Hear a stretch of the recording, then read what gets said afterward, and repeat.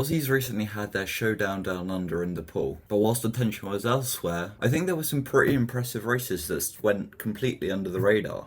Australia has some serious athletes. The women especially put up some world-class performances. Alongside that, there were some comebacks, some breakthroughs, and it wouldn't be a week in swimming without someone threatening #1 in the world. It was a huge story, and it came from Sam Short, and he showed us what a true headline meet looks like. And he completed the ultimate freestyle sweep, the 200, the 400, the 800, and the 1500, winning all four, and the first Aussie since Grant Hackett in 2005 to win all four distances at an Aussie Nationals.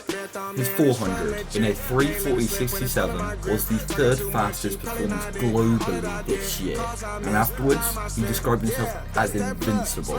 I'm a ball of confidence right now, and I feel like I'm invincible, so I really went out there and gave it a red hot crack, but yeah, I need to eat up tonight, that's for sure. And with the rest of his races, he truly was. His 800 in a 7:36.73 was an Australian and Commonwealth record and the third fastest swim in history. But it was the fastest without a... Not only did he cement himself into 2 record books, but in some eyes, the world record holder in this event. To top it all off, his 1500 even threatened major records. He just announced himself as the favourite for every major distance freestyle race this season. I wouldn't be overly surprised to see him win those same 4 races at the Commonwealths, or at least medal. Plus, being only 4 seconds away from the official world record, that could make some serious headlines if he keeps up with his invincible performances.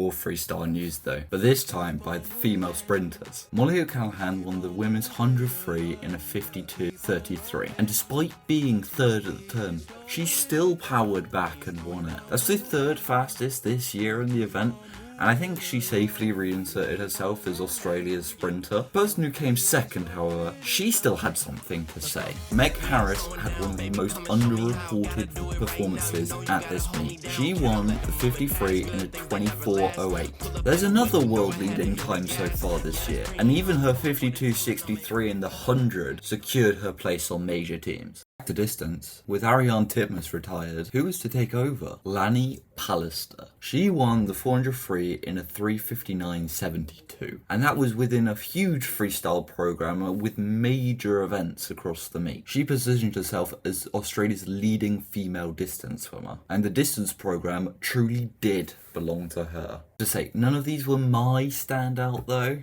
Probably the most emotional story from the entire meet. Sam Williamson. In 2025, he ruptured his patella tendon and required surgery. After that, he had to relearn basic movements during his recovery. That didn't stop him though. He returned and won the 100 breast in a 59.07, qualifying for Commonwealths and Pan Pacs in one fell swoop. It's testament to his ability and determination to come back that quickly after such a big injury, and to perform what I'd call a miracle. Finish off, some breakthroughs. Alexandria Perkins winning the 100 fly in a 56.88, which continued off her momentum from 2025 World Champs bronze. And I think Australia may have found their next global contender for fly with her. Also, Jenna Forrester had a swim that completely flew under the radar. She won the 200 IM in a 209.07, her fastest swim in 3 years, and it moved her up to 6th in the world rankings this season. As expected, there's a lot of depth in the Aussies freestyle, but I'm genuinely quite happy to see a couple other events just sprinkled in there. Sam Short is by far the standout at this meet,